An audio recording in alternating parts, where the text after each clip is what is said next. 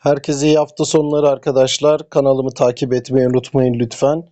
Yorumlarınızı da bekliyorum. Bugün BIST 100 endeksini yorumlayacağız birlikte. BIST 100 endeksi bu hafta hep düşüşle kapattı ve 200 günlük ortalamanın da altında kapattığı günlükte.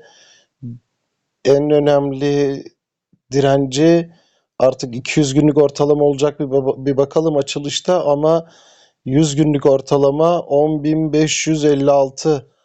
Oradan bir iki defa dirençle karşılaşıp geri döndü çünkü.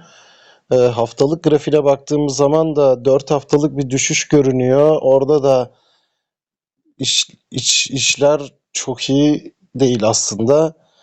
BIST 100 endeksi bu haftada ve 4 haftadır, bir aydır düşüşte, yatırımcısına kaybettirmeye devam ediyor açıkçası.